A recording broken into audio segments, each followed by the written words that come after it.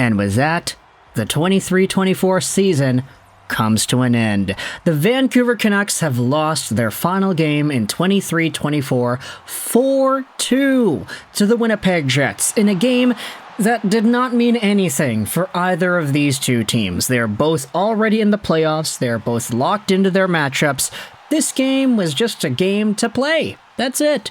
It was just a game for the sake of having a game, and as a result, the Vancouver Canucks had themselves a whole bunch of their star players not playing in this game. No JT Miller, no Brock Boeser, no Filip Hronek, no Ian Cole. That's 2 top 6 forwards and 2 top 4 defensemen on this team that did not end up playing. And as for the Winnipeg Jets, they had the exact same thing happen to them. No Josh Morrissey, no Brendan Dillon, no Kyle Connor, no Mark Scheifele, and Connor Hellebuyck wasn't even dressed for this game.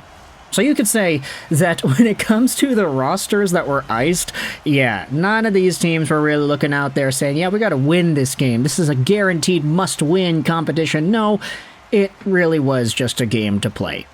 Brad Lambert made his debut, scored an assist. Nikita Chibrikov made his debut. He scored a goal. So, lots of good going around here for the Winnipeg Jets rookies, but for the Vancouver Canucks, there were a few names that you could say were still important in the game.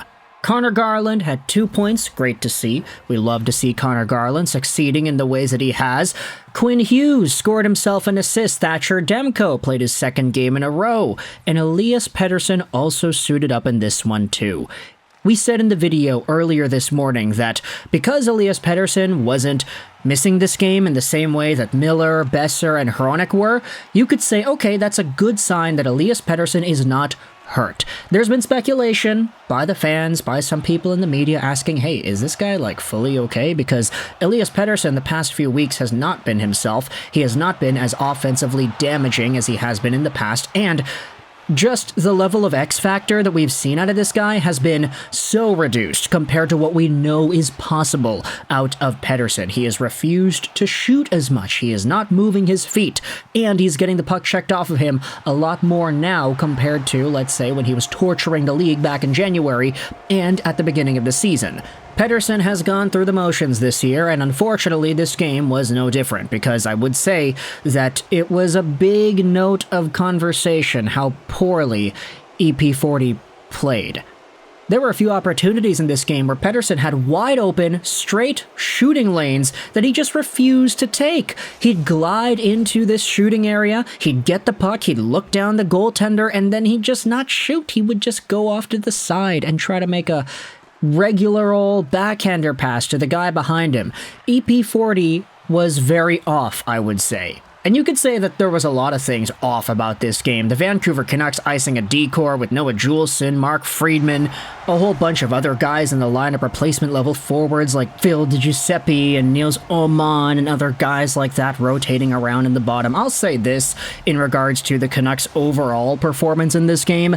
Very sloppy game. Like, my gosh, the amount of passes that were going back to the point whilst the Canucks were in the offensive zone that were completely missed by Noah Juleson, all the backtracking, all the rebound off the board passes they tried to do that did not work, that just kept on getting intercepted by the Winnipeg Jets players. And again, it's like a Winnipeg Jets lineup that includes so many of their rookies and young guys who have never played in the NHL before, but who ended up getting some points, which was great to see.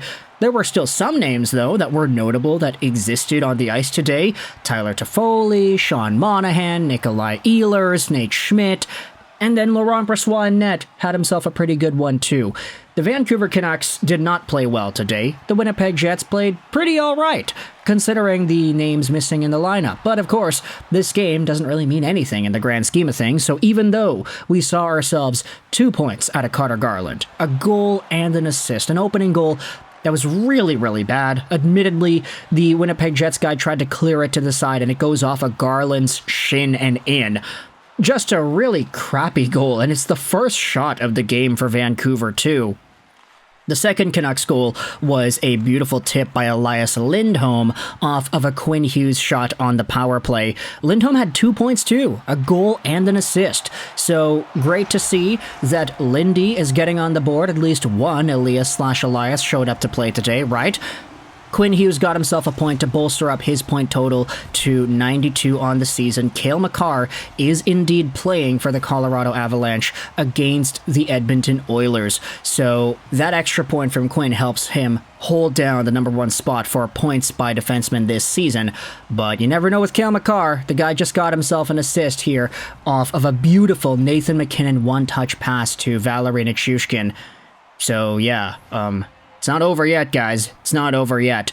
Either way, the Winnipeg Jets struck back with a few goals of their own. You had yourselves Gabe Vilardi, who takes advantage of a Canucks decor that's kind of scrambled all over the place. Vilardi walks right across the crease on Demko. He scores. You also had the 2-1 goal scored by Winnipeg here. It's Cole Perfetti on a 3-on-1 rush. Yeah, the Canucks had that happen to them. Mason Appleton goes into the middle, Perfetti takes it, he shoots, and he scores. That is the Jets' 2-1 leading goal. Nikita Chibrikov made it 3-2 for Winnipeg on his first NHL goal in his first NHL game, where, again, the Canucks are just kind of sloppy. Demko fumbles it behind his own net, it plays out to the side, Quinn Hughes kind of gives it away afterwards, and it's Chibrikov who walks right in and goes far side. Beautiful first NHL goal. And then the 4-2 goal scored by Winnipeg, an empty netter by Cole Perfetti for his second on the night. A lot of Canucks chances that just did not go through. Laurent Brossoit was good when he needed to be. There was a big scramble in the third that almost resulted in a goal, but the Canucks could not buy one. But still, this is a game where nobody went out there and tried too hard. You could tell that they were sort of reserving their energy for what is to come soon. And for the Vancouver Canucks, of course, their sights are not on the Winnipeg Jets. They care about the Predators coming over on to Sunday. This is it, ladies and gentlemen. The Vancouver Canucks 2023-2024 season is all over. And I want to go out there and say that it's kind of weird that this season is the first season where I'm pretty sure we made post-game videos for every single Vancouver Canucks regular season game. And I have to preface that by saying regular season game. We missed one preseason game. That's my bad. It was back in October. It was the second last preseason game. I forgot who it was against. I think it might have been against Calgary. No, I'm not too sure.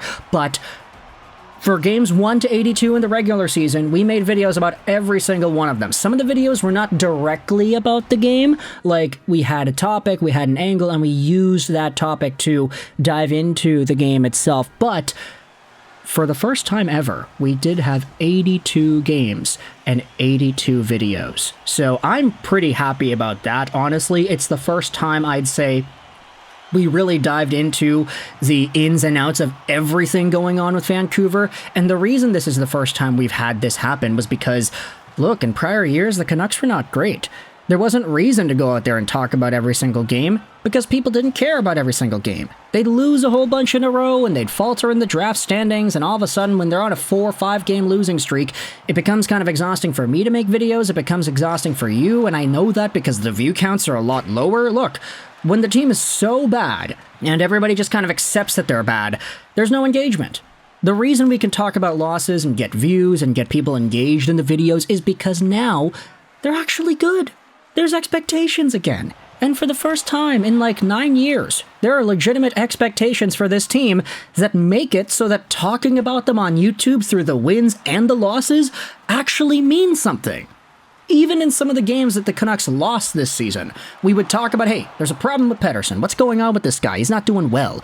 Hey, there's a problem with the Canucks when they play the Kings. They suck against this team. What's going on?